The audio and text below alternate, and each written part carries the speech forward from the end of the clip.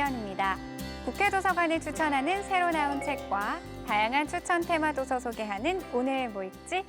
오늘은 국회도서관이 준비한 기획도서 준비했습니다. 먼저 국회도서관이 추천하는 새로 나온 책입니다.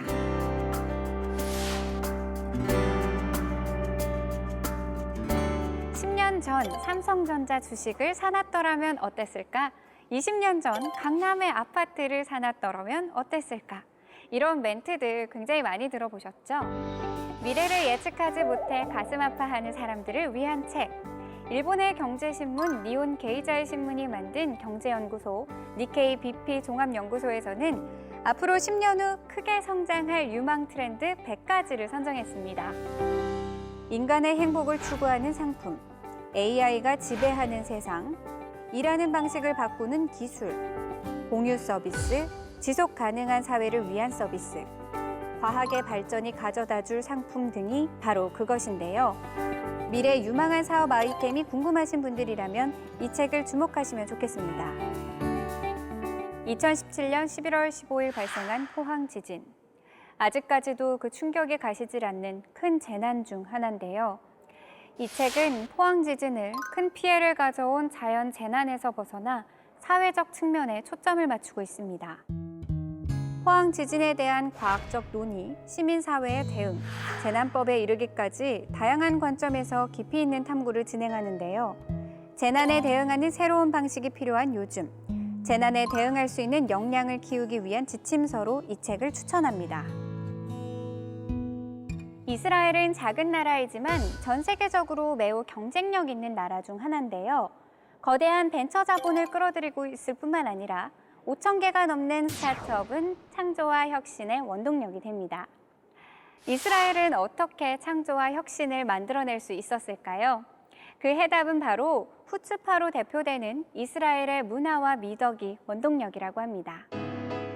아이들이 주로 노는 혼란스러운 쓰레기 더미 놀이터는 세상은 복잡게라는 사실을 깨닫고 자신만의 답을 찾기 위해 더 많은 방법을 시도하여 다양한 경험을 쌓을 수 있는 계기를 마련한다.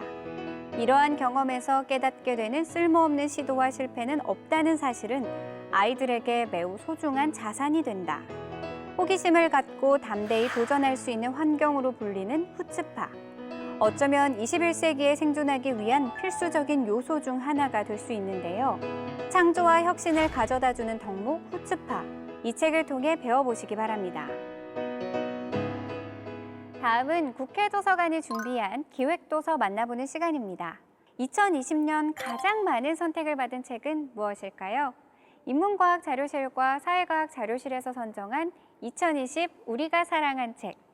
오늘 소개해드리는 책을 통해 2020년 우리의 마음이 머물렀던 자리를 가늠해보기 바랍니다.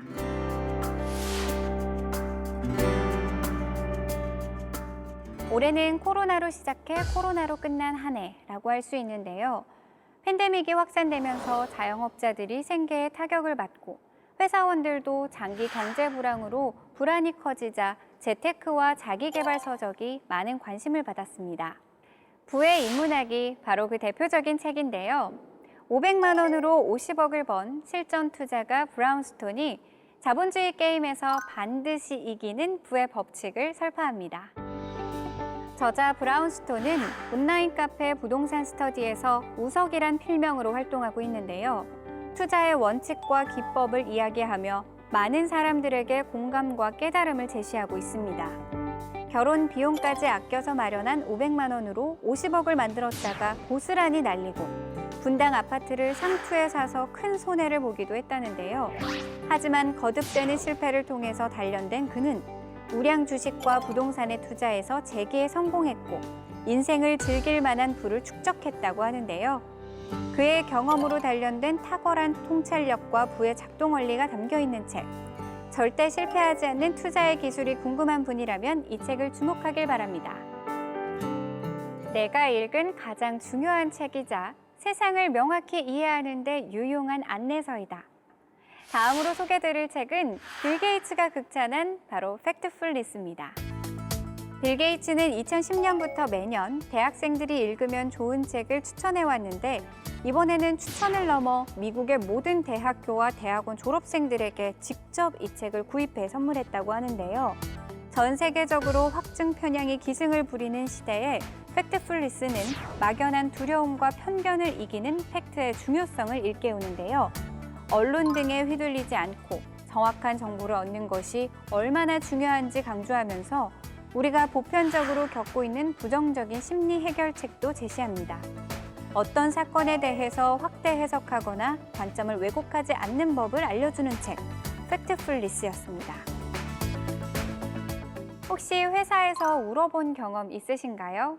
매일 출근하는 직장은 인생의 대부분의 시간을 보내는 곳임에도 불구하고 그곳에서의 시간은 항상 즐겁지만은 않을 겁니다. 이 책은 20, 30대 젊은 직장인들의 이야기를 다룬 8편의 소설들이 수록돼 있습니다. 각자의 애환이 담긴 직장 생활의 디테일이 실감나게 그려진 동시에 그 안에서 우리 삶의 소중한 부분을 발견해 나가며 용기와 희망을 건네는데요. 내가 언제까지 회사에 있을 수 있을까 고민하던 당신에게 건네는 책. 이 책을 통해 직장 생활의 권태로움을 극복하고 즐거움을 찾아보시면 좋겠습니다. 자세한 책 내용은 국회 도서관 홈페이지에서, 다시 보기는 국회 방송 홈페이지에서 보실 수 있습니다. 저는 다음 주에 새로운 책으로 다시 찾아오겠습니다.